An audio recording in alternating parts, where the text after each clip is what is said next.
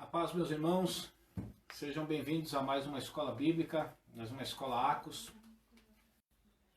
Eu espero que essa semana que iniciou, tenha iniciado da melhor forma possível para você, para sua família, para as pessoas que cercam sua vida. Eu tenho certeza de uma coisa, a palavra do Senhor diz assim: todas as coisas cooperam para o bem daqueles que amam a Deus. Até aquelas coisas que nós não entendemos. Não entendemos porque não chegamos talvez num lugar onde possamos entender algumas coisas, porque Deus permite que elas aconteçam. Talvez porque na realidade existem coisas que vão acontecer conosco mesmo. Jesus disse que no mundo nós teríamos aflições, mas para que nós tivéssemos bom ânimo e certamente nós vamos vencer. O Senhor já nos fez mais do que vencedores.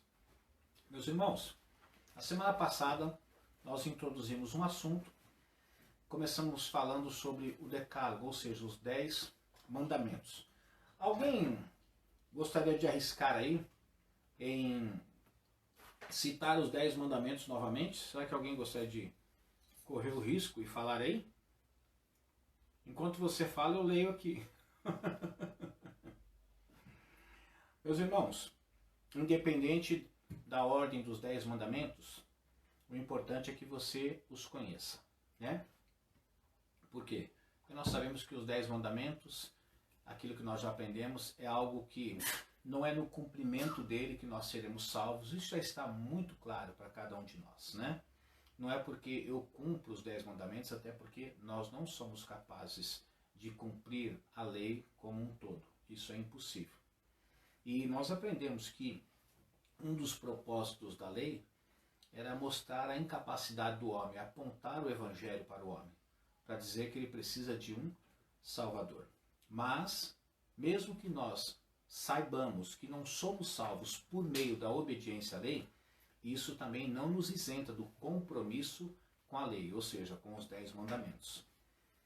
Hoje, nós vamos começar falando sobre o primeiro mandamento que o Senhor deixou para que nós observássemos. E todos aqueles que na realidade tornaram-se discípulos do Senhor Jesus também precisam, né, de certa forma, assumir o compromisso de viver uma vida para cumprir a lei, mas não por causa da salvação, mas como um gesto de gratidão a Deus por aquilo que Ele fez por cada um de nós. E também, obviamente, para que o processo de santificação seja desenvolvido na nossa vida.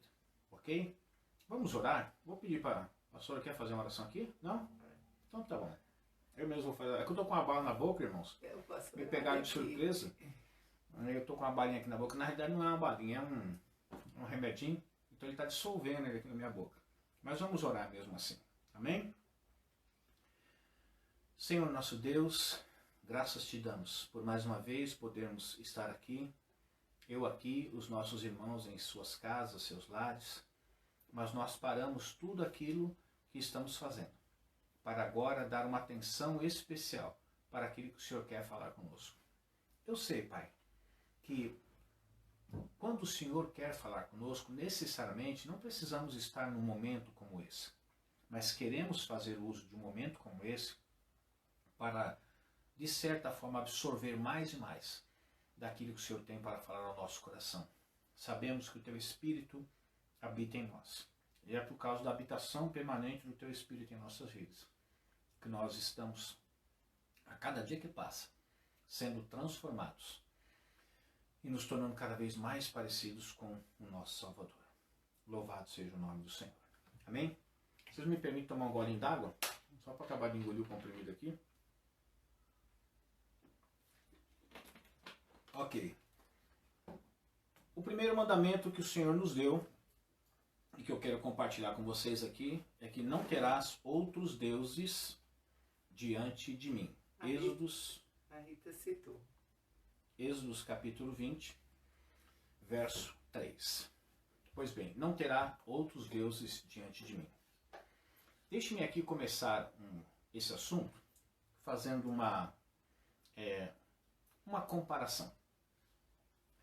Uma das primeiras lições que nós ensinamos aos nossos filhos, dentre tantas lições que nós temos que ensinar, porque nós sabemos que a tarefa de educar filhos, eu já disse isso, não é uma tarefa fácil, é um desafio muito grande. Por quê? Nós sabemos que a escola, ela é um lugar onde ela forma, ela informa, mas ela, de certa forma, não é responsável pela educação dos nossos filhos. A educação deve vir do berço. Pois bem, mas nós sabemos que uma das primeiras lições que ensinamos aos nossos filhos é de aprender a dividir. Principalmente aqueles que já têm o seu irmãozinho em casa. E mesmo que não tenha um irmãozinho em casa, ele pode ter primos, ele tem amiguinhos, ele tem pessoas com as quais ele se relaciona. E nesse relacionamento, para que tenha um relacionamento duradouro e também, de certa forma, que possa ser evolutivo, nós ensinamos os nossos filhos a aprender a dividir. No entanto, algumas coisas não foram feitas para dividir. Como, por exemplo, quando alguém passa para você uma informação confidencial. Por exemplo, a resposta de uma prova. Nós sabemos que quando nós somos submetidos a uma prova, a avaliações, cada um deve responder as perguntas que ali está, baseado no próprio conhecimento que adquiriu. Então nós sabemos que, embora eu sei que talvez você esteja pensando aí da sua casa, parece que eu entrei dentro da sua mente agora, hein? Você está dizendo, pastor, mas eu já recebi informação e também já passei informação. É a famosa cola, né? Quem é que nunca colou?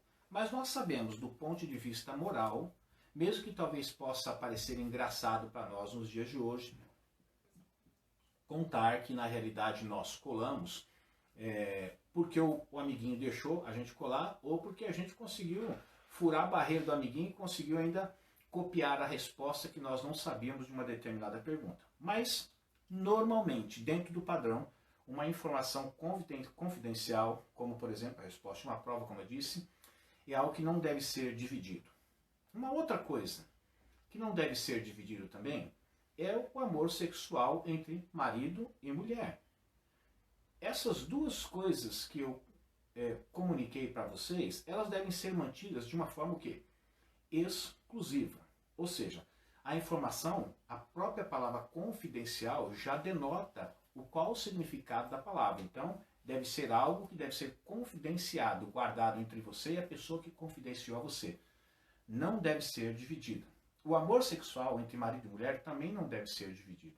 O marido deve ser para a esposa, bem como a esposa também deve ser para o marido. Então, nesses dois exemplos que eu dei, deve se manter a exclusividade. Se existem coisas, agora pense comigo, se existem coisas que não foram feitas para serem divididas, há momentos em que Deus também se recusa a dividir. Não porque Deus é mesquinho, assim como uma criança quando tem 2 ou 3 carrinhos, porque talvez ela seja mimada ou não aprendeu a dividir, ela não quer compartilhar o carrinho ou o boneco que ela tem com o seu amiguinho. Não, Deus não é assim. Mas acontece que existem momentos no nosso relacionamento com Deus que Deus se recusa a dividir. Por exemplo, Deus jamais dividirá a sua glória com outro Deus e ninguém. Uma vez fizeram uma pergunta, e nós não vamos entrar no mérito do meu parecer, da resposta que eu vou dar aqui, tá? E nem nessa questão, mas uma vez me fizeram uma pergunta assim, pastor, existem pessoas que são de outro segmento espiritual, né? Como, por exemplo, os católicos, né? Existem os espíritas. Mas quando a pessoa perguntou para mim, ela disse assim, pastor, dentro da história que eu tento me lembrar agora, parece-me que a história foi mais ou menos assim, eu conheço pessoas, eu já vi caso de pessoas que na realidade pediram aquilo que ele chama de uma graça para Deus, a cura, e pediram para um santo, né? E ela foi atendida, aquela pessoa foi curada. E será que quando essa pessoa pediu essa graça para Deus, fez esse pedido para o Senhor, mesmo fazendo de forma errada, será que Deus não realizou essa bênção, não deu essa bênção para essa pessoa? Porque entendia que essa pessoa ainda não tinha entendimento e ele achou por bem, segundo a sua misericórdia, dar essa bênção que essa pessoa estava pedindo, mesmo que ela estivesse pedindo para determinados santos.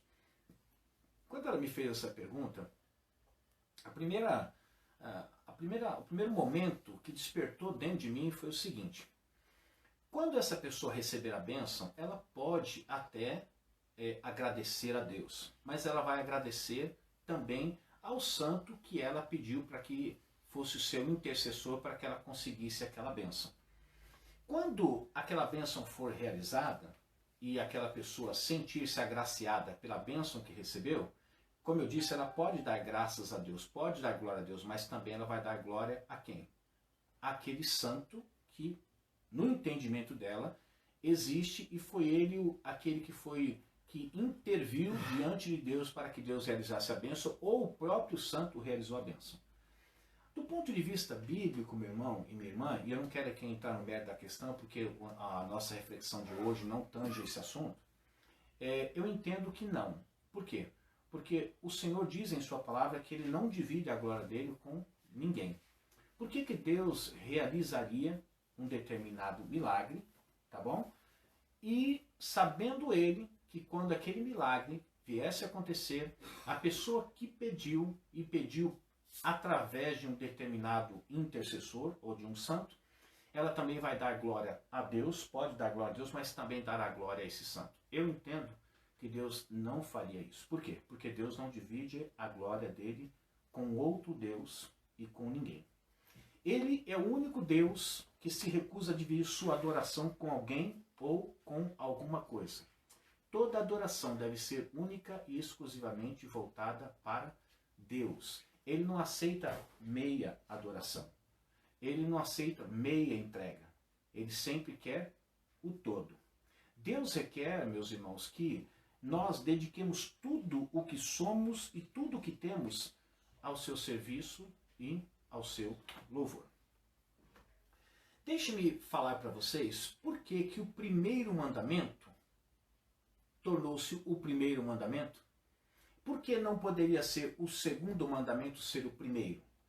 Ou o terceiro mandamento ser o primeiro? Ou o quarto mandamento ser o primeiro?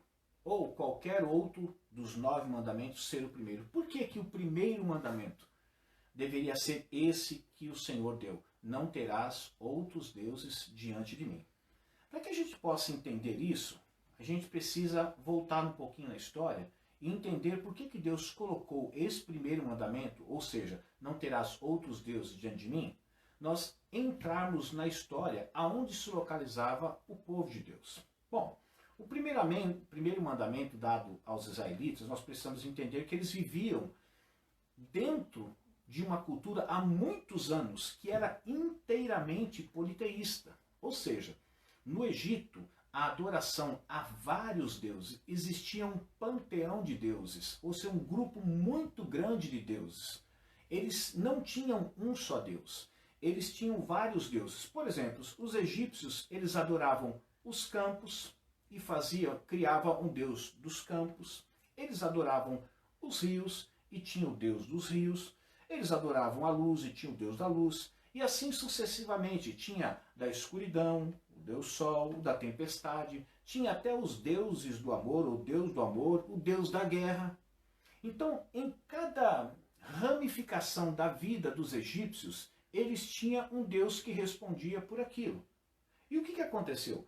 O povo de Deus, embora sendo o povo de Deus, mas eles já estavam ali há muitos anos.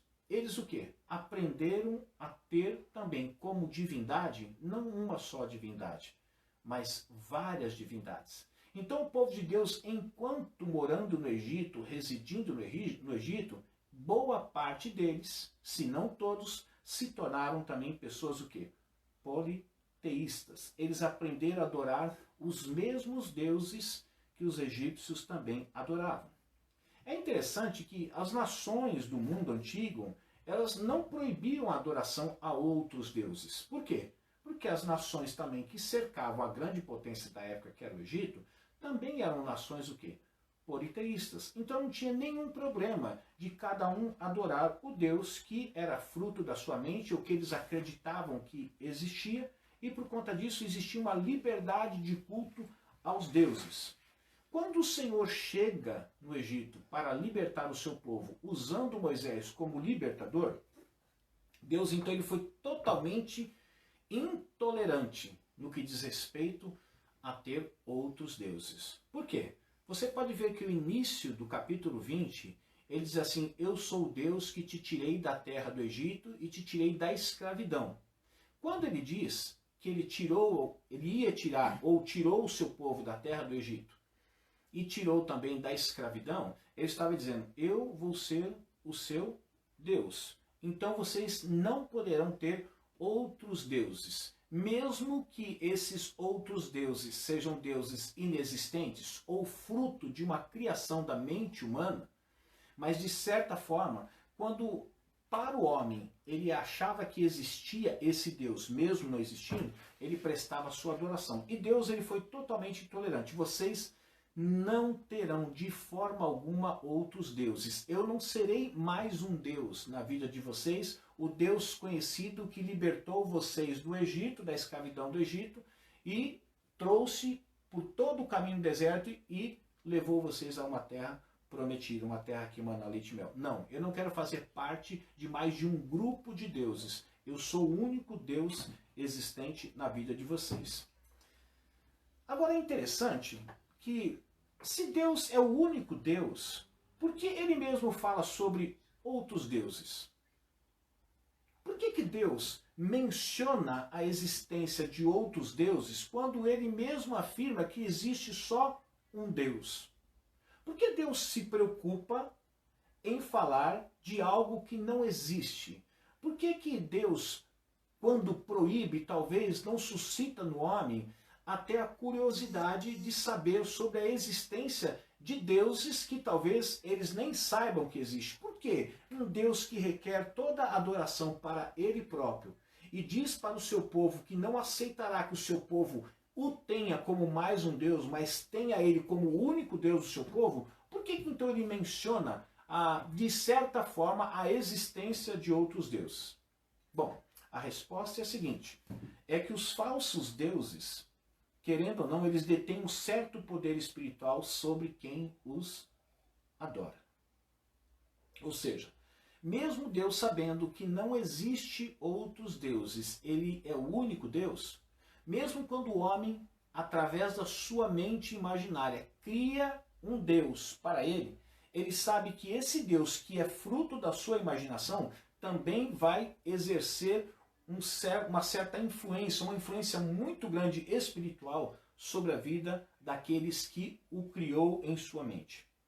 É interessante que o apóstolo Paulo ele fala aos Gálatas assim, Gálatas capítulo 4, verso 8. Ele diz assim: mas quando não conhecieis a Deus, servis aos que por natureza não são deuses. Veja que nós, quando olhamos lá para o Novo Testamento, Paulo já estava falando aos Gálatas que antes deles terem um encontro com o Senhor Jesus, eles também serviam o quê?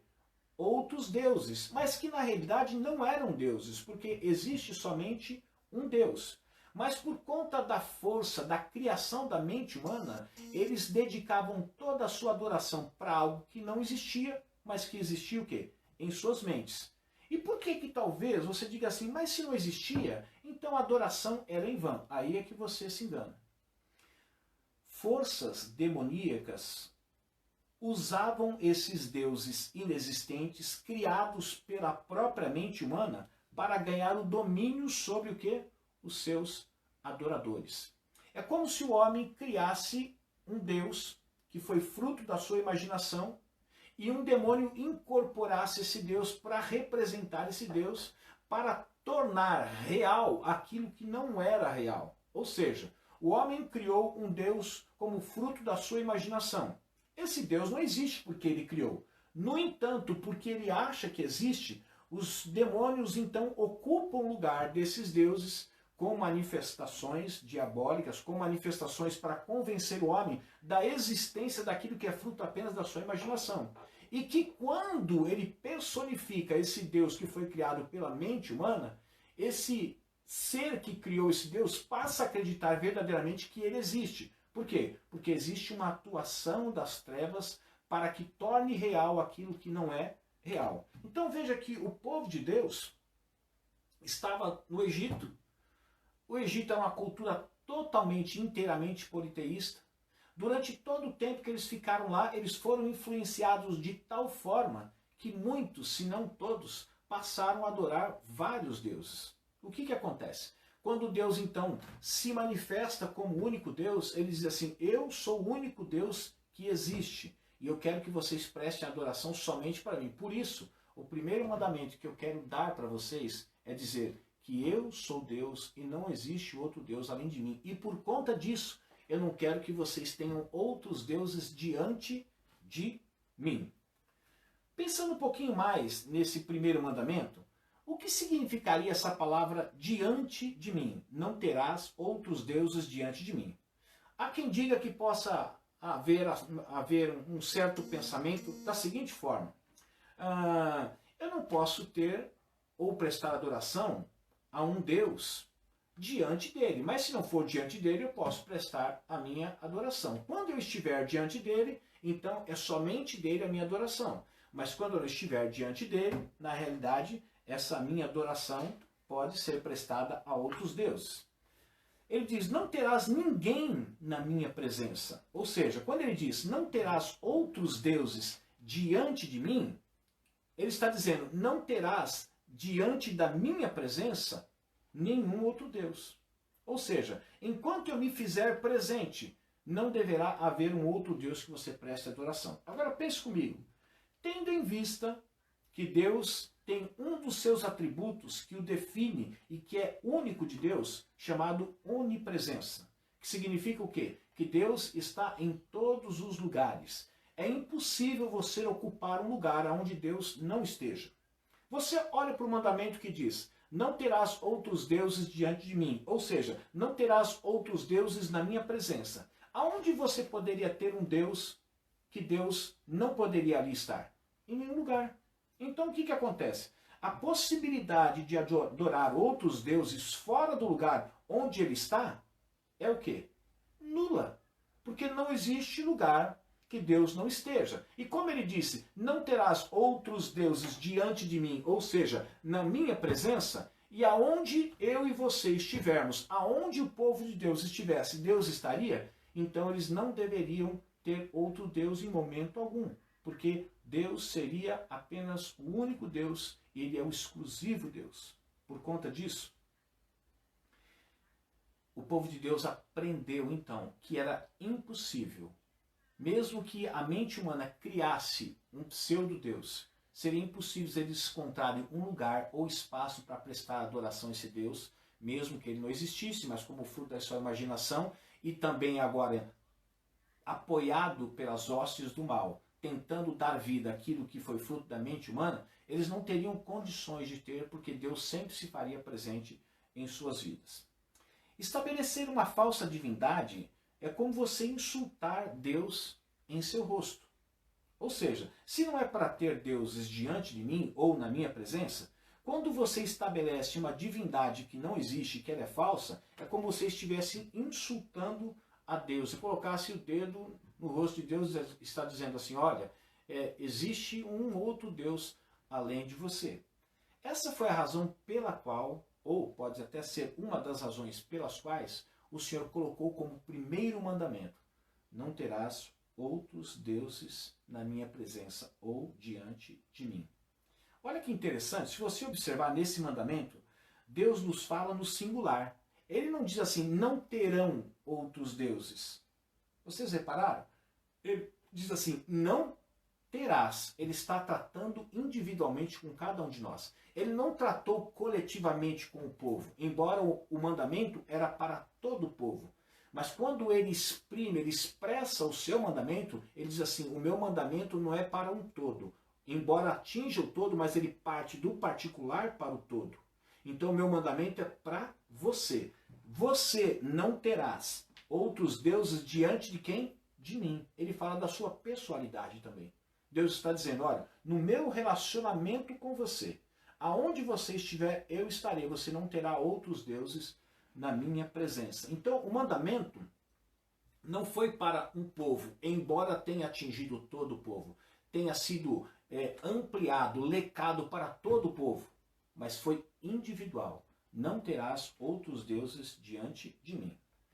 Eu queria usar a história de um rei muito conhecido por nós na Bíblia,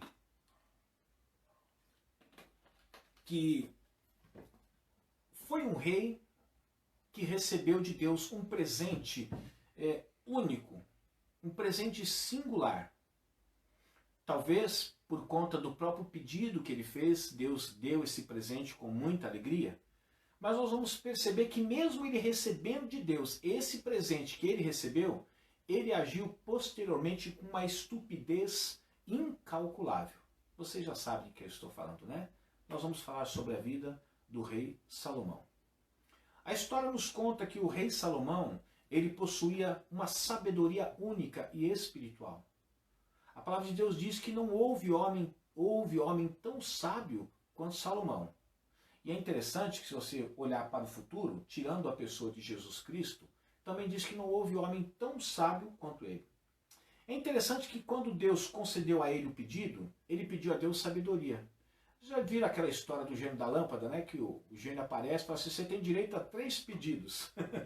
Pois é, Deus não é o gênio da lâmpada, Deus é Deus. Mas ele fez a mesma coisa que o gênio da lâmpada fez quando ele dizia para as pessoas, você tem direito a 3 pedidos. Deus disse assim, você tem direito a você pedir aquilo que você quer pedir. E é interessante que quando ele poderia ter pedido para Deus ouro, ele poderia ter pedido para Deus derrotar os seus inimigos, ele poderia ter pedido para Deus uma vida de prazer, mas não.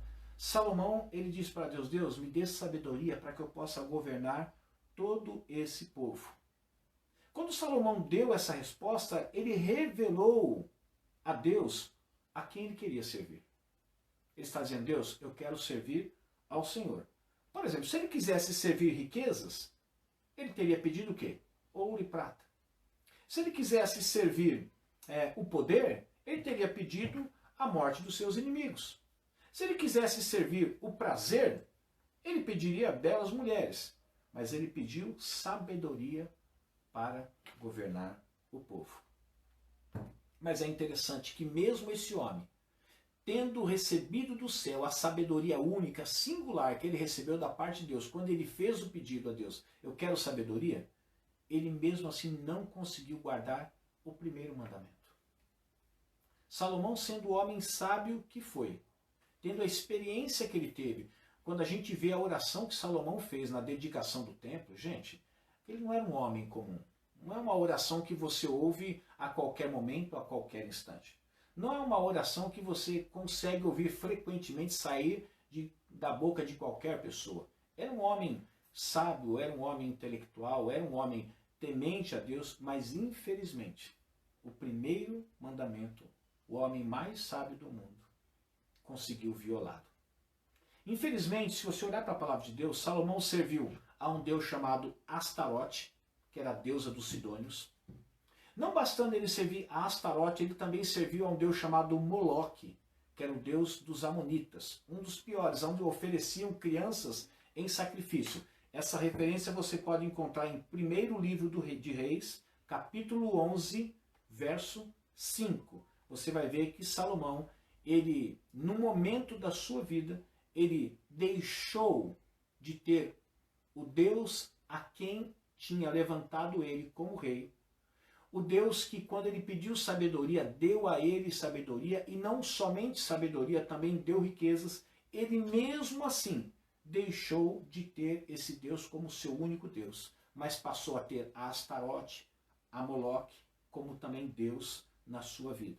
Salomão, ele foi condenado por quebrar este primeiro mandamento.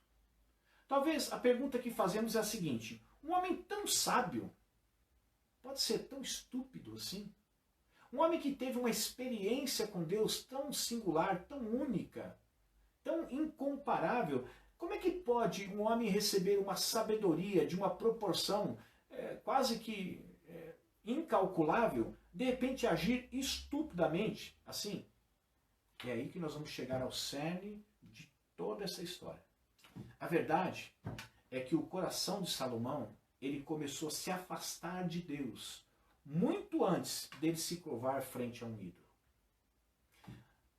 Salomão, ele não deixou de servir a Deus e depois, logo em seguida, passou a servir e dobrar-se diante de outros ídolos. A caminhada de Salomão rumo à idolatria foi uma caminhada progressiva, que também não é diferente dos nossos dias. Ninguém está na igreja e de repente sai da igreja e passa a adorar um Deus de pedra, um Deus de pau, que tem olhos, mas não veem, tem ouvidos, mas não ouvem, tem mãos, mas não tocam, e daí por aí fora. Tem narinas, mas não cheiram. Não. Assim como as pessoas vão se afastando do Deus vivo, e nesse afastamento pode levá-la a um caminho para a idolatria, de ter outros deuses ou outro Deus além do Deus que ela servia, também se repete da mesma forma como se repetiu com Salomão. A verdade é que o coração dele foi se desviando, se afastando de Deus muito antes dele chegar ao ponto de servir a outros deuses. Mas olha que interessante, o mais trágico de tudo isso, Salomão serviu aos deuses que outrora ele mesmo rejeitara. Parece estranho, né? É como se uma pessoa dissesse para você assim: não coma purê de batata, porque purê de batata faz mal. Ou não coma muito feijão, porque feijão contém muito ferro. Ou não coma muito arroz, não coma arroz porque contém muito carboidrato. E a mesma pessoa que diz para você se abster do arroz, do feijão e do purê de batata, é a pessoa que você encontra no dia seguinte, dentro de uma lanchonete, comendo o quê?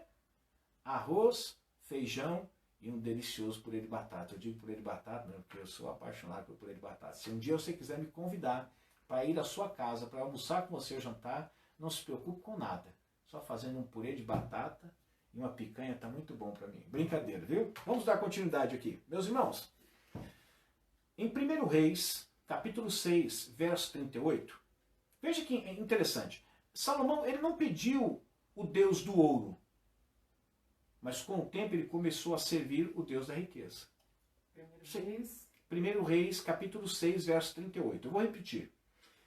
Salomão, ele não pediu o Deus do ouro, quando Deus disse para ele: faça um pedido para mim. Ele não pediu o Deus do ouro, mas o tempo foi passando e começou a servir o Deus da riqueza. 1 Reis 6, 38, nós vemos Salomão edificando uma casa para Deus, que ele concluiu, sabe em quanto tempo? 7 anos.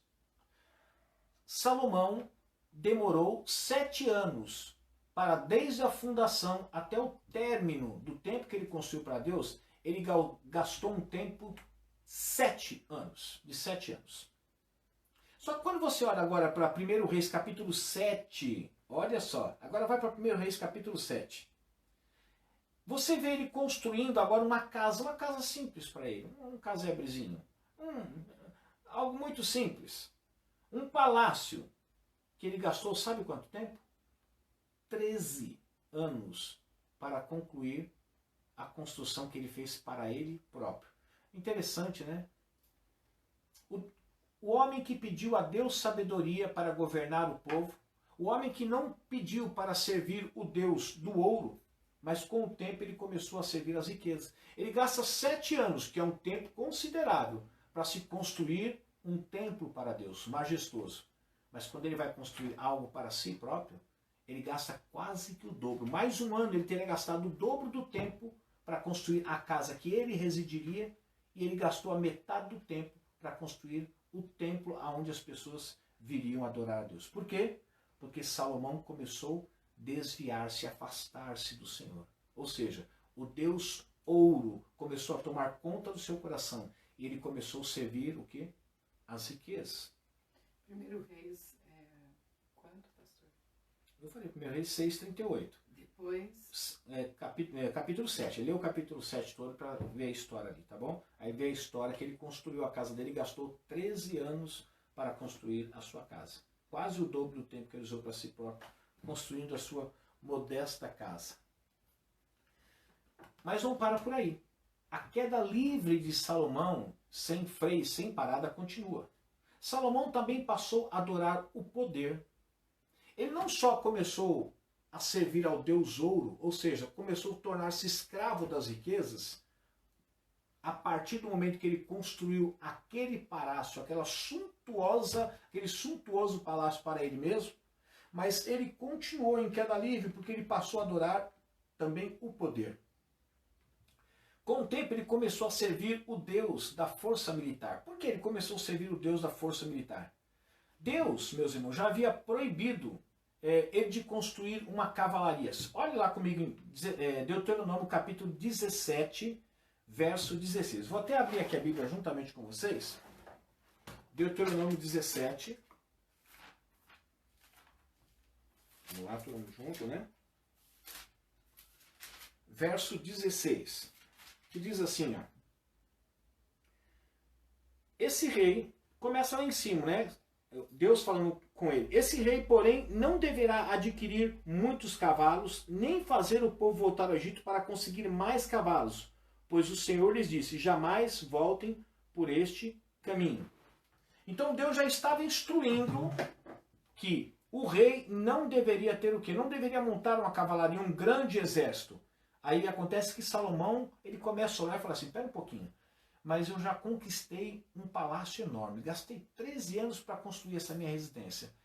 Não é justo eu ter meia dúzia de gato pingado guardando o meu palácio, ou dizer, olha, Salomão tem uma grande casa, mas o exército que serve a ele é uma ninharia, pouquíssimas pessoas. Então já começou a ser desenvolvido dentro do coração de Salomão o Deus do poder.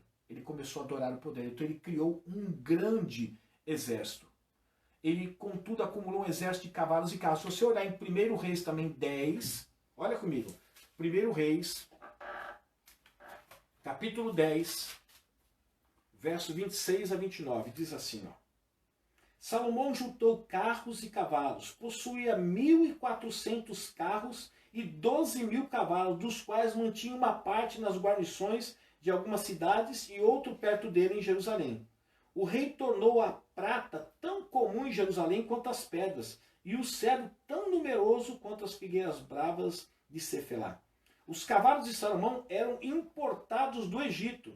O que nós lemos agora há pouco ali na referência de Deuteronômio? Que não era para ele acumular o quê? Muitos cavalos. E não era para descer ao Egito para trazer de lá cavalos. Mas olha o que ele faz. Ele importou os cavalos da onde? Do próprio Egito, da Cilícia, onde os fornecedores do rei os compravam. Importavam do Egito um carro por 7 quilos e 200 gramas de prata, e um cavalo por 1 quilo e 800 gramas, e os exportavam para todos os reis dos hititas e dos arameus. Reis quando? 1 Reis, capítulo 10, versículo 26 até o versículo 29. Veja bem que Salomão continua em queda livre. Quando ele começou a queda livre dele, como foi? O que aconteceu anteriormente? Nós vimos lá a referência que ele constrói uma casa para ele que é muito mais suntuosa do que o tempo que ele construiu para Deus. Era o Deus ouro, Deus da riqueza. Agora ele quer se mostrar um homem poderoso, ele quer ter sob o comando dele um grande exército. Então ele continua a queda livre dele. Então ele manda importar os cavalos do Egito e monta um grande exército, sabendo ele que ele não deveria fazer isso. Mas até aí, ele não estava tendo outros deuses diante dele. Ele pensava que não estava tendo outros deuses diante dele. Já nascia dentro do coração de Salomão o Deus do ouro. Porque quando ele construiu o grande palácio, estava nascendo dentro do coração dele agora o Deus do poder, que ele queria ter um grande exército a seu serviço. Mas olha que interessante, não parou por aí. Salomão cometeu o mesmo erro concernente às mulheres. Não multiplicar para ele mulheres. Veja comigo Deuteronômio 17 outra vez, volte comigo, você está em Reis. Agora Deuteronômio, capítulo 17. Versículo 17, diz assim: ele não deverá tomar para si muitas mulheres, se o fizer, desviará o seu coração. Veja só que tudo aquilo que previamente Deus já havia avisado o que não deveria ser feito, foi exatamente nos erros em que Salomão, o homem mais sábio do mundo, incorreu. Mas espera aí. Até aí, aparentemente, ele não estava tendo outros deuses diante dele. Ele que pensava que não estava tendo outros deuses diante dele. já nascera dentro dele o Deus do ouro, quando ele construiu o grande palácio. Depois nasceu dentro dele o Deus do poder, quando ele quis construir um grande exército que passaria a servi-lo. E agora então ele comete o terceiro erro dele. Não era para adquirir muitas mulheres. E ele faz exatamente o contrário daquilo que Deus havia orientado ele. E por que ele não queria muitas mulheres? Porque a palavra de Deus diz, porque essas mulheres o desviaria. E você pode ver que a adoração de Salomão ao deus Astarote, ao deus Moloque, foi tudo via através das mulheres com as quais ele se uniu. Olha só que interessante. Salomão ele se envolveu com mulheres, além da filha de Faraó, com mulheres moabitas, se envolveu com mulheres amonitas, se envolveu com mulheres edomitas, se envolveu com mulheres sidônias, se envolveu com mulheres etéias. E é interessante que essas mulheres com as quais ele se envolveu pertenciam às nações essas que o Senhor disse para ele não se envolver. Olha comigo lá em 1 Reis, capítulo 11 agora. Eu quero que você vá para o livro de 1 Reis, capítulo 11. É bom a gente olhar a palavra de Deus para que a gente não pense que a adoração a ídolos é algo que acontece repentinamente. Não, deuses não visíveis dentro de nós, como Deus do ouro, das riquezas, que muitas vezes nós vemos propagandas enganosas aí, de que cristão tem que ficar rico, tem que buscar riqueza, enquanto a palavra de Deus em Provérbios diz assim, não fique buscando ser rico, tenha bom senso. Depois, ele se perde além das riquezas. Ele quer montar um grande exército para mostrar que ele tem o poder, para que ele é o rei, para que ele possa mostrar que ele é o rei dos reis, que ele tem um exército a seu favor, ao seu dispor a qualquer hora, e que é um exército imbatível, algo que Deus também tinha orientado. E agora então ele adquire muitas mulheres. Olha as mulheres, 1 Reis capítulo 11, verso 1 a 3. O rei Salomão amou muitas mulheres estrangeiras, além da filha do faraó. Eram mulheres moabitas, amonitas, edomitas, sidônias e hititas. Elas eram das nações a respeito das quais o Senhor tinha dito aos israelitas. Olha o que o Senhor tinha dito a respeito dessas nações. Vocês não poderão tomar mulheres dentre essas nações, porque elas o farão desviar-se para seguir os seus deuses. No entanto, Salomão apegou-se amorosamente a elas. No primeiro momento, Salomão disse, não, eu não estou tendo outros deuses diante de mim, apenas o Deus ouro. Fiz a melhor casa, inclusive melhor que o templo que eu fiz para o meu Deus. A riqueza já entrou dentro dele. No segundo momento, ele olha para aquela casa que ele tem e diz assim, não, eu não tenho um exército que seja compatível com essa casa, com esse palácio que eu moro. Eu preciso ter um grande exército. Aí ele fala sobre poder, sobre domínio. E agora, ele, infelizmente, adquire para ele muitas mulheres. E foram exatamente essas mulheres, provinda de nações que Deus previamente já havia avisado, não era para ele se envolver, porque elas corromperiam o seu coração. Infelizmente, tudo isso, porque nesse terceiro momento, Salomão estava satisfazendo, sabe o quê? Um vício sexual seu. A Bíblia diz que ele teve 1000 mulheres. A gente pode achar até engraçado falar como é que o cara deu conta de tudo isso, mas o diabo ajuda a fazer, viu, meu irmão? Ele só não ajuda a esconder, viu? Pode até encher de potência, então toma cuidado com isso aí, viu? Ele usava, né, as mulheres, depois dispensava. O pastor está dizendo aqui que ele usava as mulheres, depois dispensava. Agora veja que interessante, depois que Salomão, quando ele chega no último estágio da sua queda livre, no que diz respeito ao afastamento de Deus, agora ele tinha o Deus ouro, o seu grande palácio, ele tinha o Deus poder, que é o seu grande exército, e agora ele tinha o Deus prazer, porque ele tinha as mulheres que ele desejava. Só que as mulheres que ele desejou, foi exatamente as mulheres que levaram Salomão, o homem mais sábio do mundo, a ter outros deuses diante dele. E olha que interessante, eu quero que você abra comigo Eclesiastes, capítulo 2. É muito triste, mas é valiosa a lição para nós nos dias de hoje, porque nós pensamos que às vezes isso não pode acontecer conosco, né? Eu vou dizer para você, quem está vivo corre o risco de qualquer coisa. Salomão descobriu como a vida havia se tornado vazia por seguir outros deuses. Que enquanto ele servia só tinha o Senhor como seu único Deus, a vida dele era uma vida plena, completa. Mas depois ele expressa aqui em Eclesiastes capítulo 2, do verso 4 até o verso 11. Olha o que ele diz. Lancei-me a grandes projetos, construí casas e plantei vinhas para mim. Fiz jardins e pomares, e neles plantei todo tipo de árvore frutífera. Construí também reservatórios para irrigar os meus bosques verdejantes. Comprei escravos e escravas, e tive escravos que nasceram em minha casa. Além disso, tive também mais bois e ovelhas do que todos os que viveram antes de mim em Jerusalém. Ajuntei para mim prata e ouro, tesouros de reis e de províncias. Servi-me de cantores e de cantoras, e também de um harém. Olha elas aí, as delícias dos homens. Tornei-me mais famoso e poderoso do que todos os que viveram em Jerusalém antes de mim, conservando comigo a minha sabedoria. Continuando, tá bom? Não me neguei nada que os meus olhos desejaram. Não me recusei a dar prazer algum ao meu coração. Na verdade, eu me alegrei em todo o meu trabalho. Essa foi a recompensa de todo o meu esforço. Versículo 11. Contudo, quando avaliei tudo o que as minhas mãos haviam feito e o trabalho que eu tanto me esforçara para realizar, percebi que tudo foi inútil. Foi correr atrás do vento. Não há nenhum proveito no que se faz debaixo do sol. Por quê?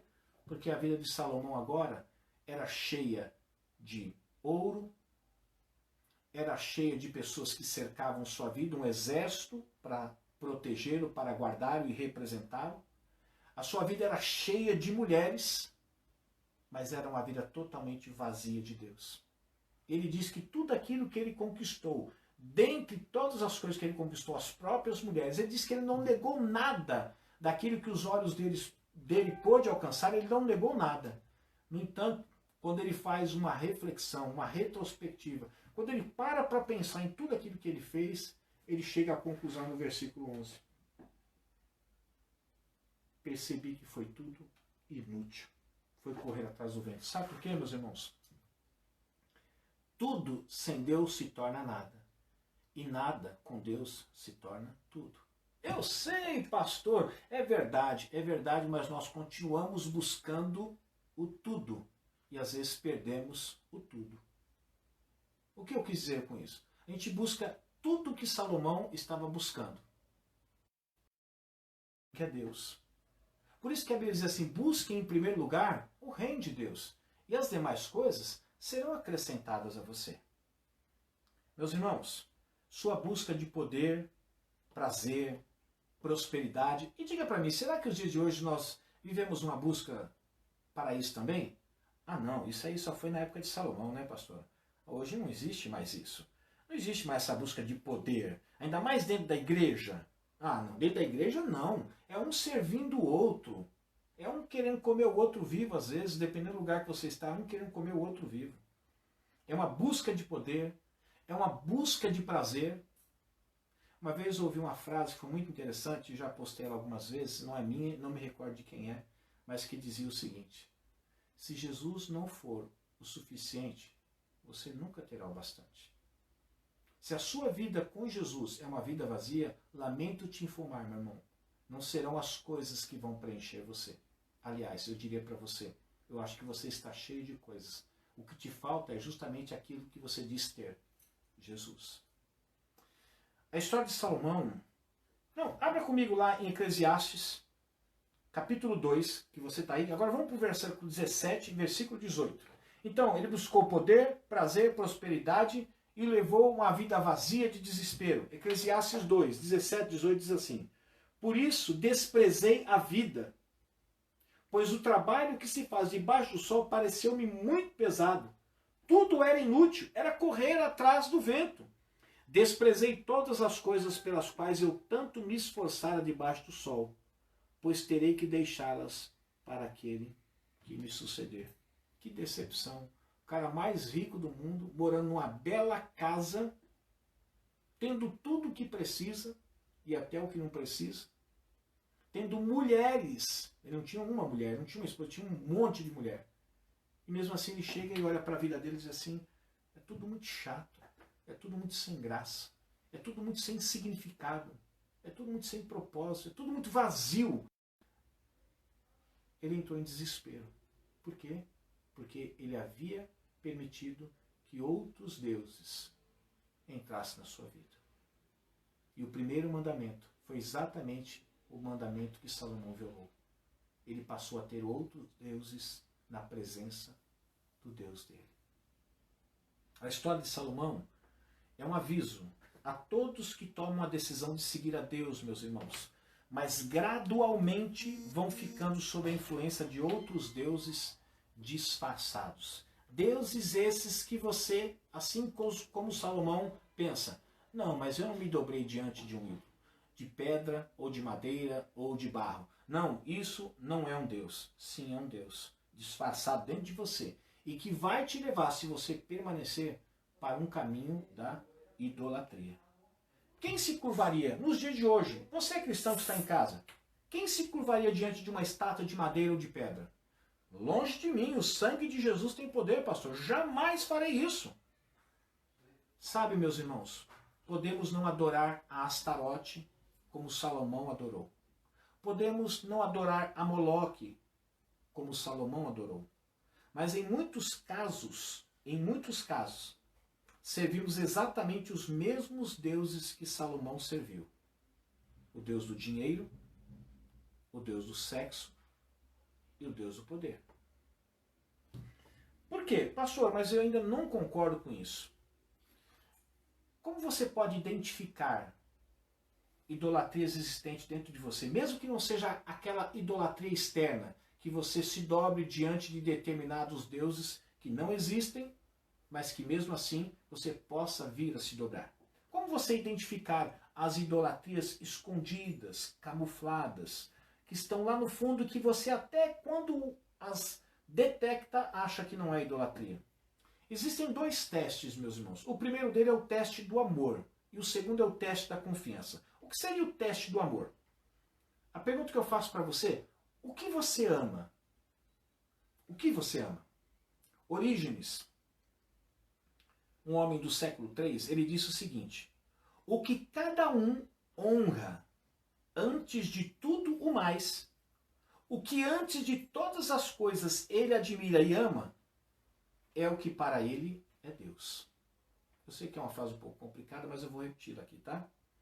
Orígenes diz, o que cada um honra antes de tudo mais, o que antes de todas as coisas ele admira e ama também, é o que para ele é Deus. Eu pergunto para você, o que você ama? O que você honra? Sabe, meus irmãos, a Bíblia diz que somos chamados para amá-lo de todo o coração, de toda a nossa mente, de todas as nossas forças. Mas se amarmos alguém ou algo mais que a ele, já estamos servindo a outro Deus. Mesmo que esse Deus não seja um Deus visível, onde você possa entalhá-lo numa pedra, numa madeira, ou construí-lo com barro. Mas já existe um Deus na presença do Deus que não deveria existir. Por quê? Porque você ama isso, ou esse, ou aquele, e admira com todas as suas forças. E você acaba tornando isso para você num Deus. Eu volto a perguntar para você, o que você ama? O que você ama? O que você deseja muito? Por exemplo, em que você gasta o seu dinheiro? Pode ser uma atividade, por exemplo, esportiva, que você ama muito, a ponto dessa atividade esportiva se tornar para você um Deus. Pode ser uma atividade recreativa que você ama a ponto de tornar essa atividade recreativa um Deus. Um passatempo, um interesse pessoal, um apetite pelas coisas boas da vida, que você deve desfrutar, mas quando ela ocupa o lugar de Deus, então ela se tornou para você um Deus. E a Bíblia diz, não terás outros deuses além e diante de mim. Por exemplo, uma ambição profissional pode se tornar um Deus para você. Por quê? Porque a tua ambição será tão grande e ocupará tanto o seu coração que você não terá tempo para aquele que você deve amar sobre todas as coisas. Quer Deus, você passará a amar a sua ambição profissional e ela tornar-se-á um Deus para você. Talvez você possa amar mais do que tudo o seu corpo. Nós estamos vivendo um tempo onde existe, tudo bem que as academias estão fechadas agora, mas tirando esse tempo de pandemia, é uma verdadeira corpolatria, se é que existe isso, um culto ao corpo. Eu não estou dizendo que você não deve cuidar do corpo, sim, mas tornar o seu corpo alvo de a sua própria adoração, onde você se encontra na frente do espelho, não existe posição que você não consiga ficar para que você possa olhar cada parte, cada músculo definido do seu corpo, ou que o seu corpo está em perfeito estado, ou luta para estar em perfeito estado. Cuidado, isso pode se tornar um Deus para você mesmo, o seu próprio corpo. A sua saúde, e talvez até mesmo um ministério na igreja. Eu quero concluir agora com o teste da confiança. É uma forma de você identificar a idolatria de você. Primeiro, o teste do amor. O que você ama mais? O teste da confiança. Deixa eu fazer uma pergunta para você. No que você confia? Ou em quem você confia? Ouça essa frase de Martim Lutero, quanto ela é profunda. Seja ao que for que seu coração se apegue ou confie, esse é corretamente o seu Deus. Vou repetir. Martim Lutero, quem não conhece, o reformador, seja ao que for que seu coração se apegue ou confie, esse é corretamente o seu Deus.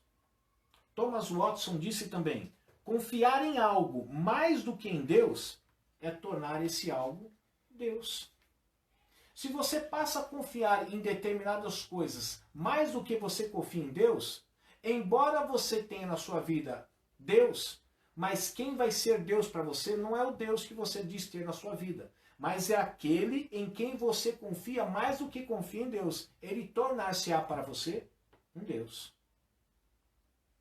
Alguns confiam, por exemplo, em vícios, álcool, drogas, sexo, compras. Outros confiam no trabalho. Outros confiam numa apólice de seguro, outros confiam num plano de pensão, outros confiam na família, se alguma coisa falar, minha família me socorre, outros confiam na posição social que ocupam, outros confiam na ciência, outros confiam, em época de pandemia, na medicina. Ora, pastor, mas não devemos fazer uso da medicina? É claro, é uma bênção, mas a tua confiança nunca deverá estar na medicina. E sabe quando a gente descobre se a nossa confiança está na medicina ou está em Deus? Quando a luz do conhecimento que os médicos têm diz assim, seu caso não tem mais jeito. E a gente se despenca e diz assim, só resta a morte para mim. Espera um pouquinho, então a sua confiança está onde? Na medicina. Quando a medicina disse para você que não tem jeito, como a sua confiança estava depositada nela, acabou toda a sua esperança. Mas quando a sua confiança está em Deus, mesmo que você ouça um parecer negativo, você continua confiando em Deus. É descansar em Deus. Matthew Henry disse o seguinte, preste atenção, o orgulho faz de Deus a pessoa. A cobiça faz de Deus o dinheiro. E a sensualidade faz de Deus a barriga. Olha que interessante. Será que dá pra gente... Pastor, dá tempo da gente ler ainda Jó? São 9 horas. Só para concluir, é rapidinho. Jó 31, vamos abrir rapidinho lá, gente. Vamos correr. 31, verso 24 e 28, diz assim. Se pus no ouro a minha confiança e disse ao ouro puro, você é a minha garantia? Se me regozijei por ter grande riqueza, pela fortuna que as minhas mãos obtiveram, se contemplei o sol em seu fulgor e a lua a mover-se esplêndida, e em segredo o meu coração foi seduzido e a minha mão lhes ofereceu beijos de veneração, esses também seriam pecados, merecedores de condenação, pois eu teria sido infiel a Deus que está nas alturas. Jó estava dizendo, se você depositou a sua confiança em todas essas coisas, você tornou-se infiel a Deus, porque isso também se classificaria como pecado e desmerecedor até de condenação. Hebreus 1:11, vamos lá rapidinho também para a gente terminar. Hebreus 1:11, acho que vale a pena, né, meus irmãos? Hebreus 1:11 diz assim: eles perecerão, mas tu permanecerás, e envelhecerão como vestimentas. Eu acho que eu coloquei a referência errada aqui. Deixa eu continuar aqui para frente, depois eu passo para vocês, tá? Apóstolo Paulo foi mais contundente quando ele disse que o Deus deles era o ventre. Filipenses 3:19, esse você pode encontrar. Meus irmãos, quer se trate de dinheiro, poder ou o próprio estômago, a barriga, o mundo está cheio de substitutos de Deus e de acréscimos dele também. Ou seja, aquilo que a gente pensa que não é mais um Deus em nós ou dentro de nós, já pode ter se tornado. A razão de termos dificuldades em reconhecer as nossas idolatrias que são privadas não é porque não temos falsos deuses, mas porque temos tantos.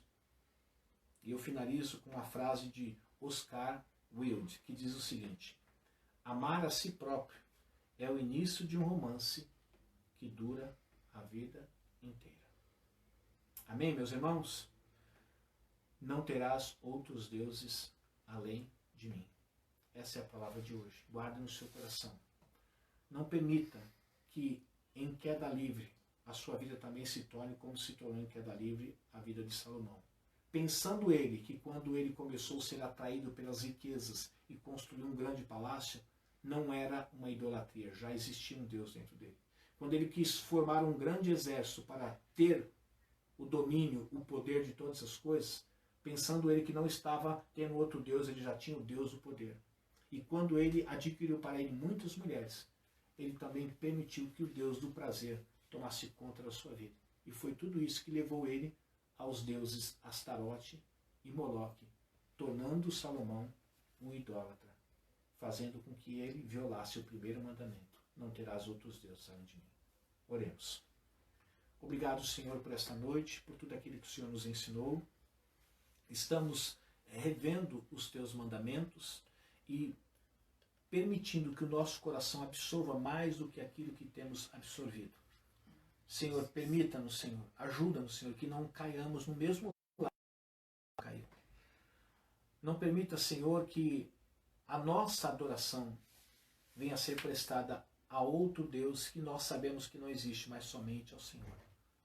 Não teremos outros deuses além de Ti, diante de Ti ou na Tua presença. Amém, Senhor. Amém. Deus abençoe e fiquem na paz do Senhor.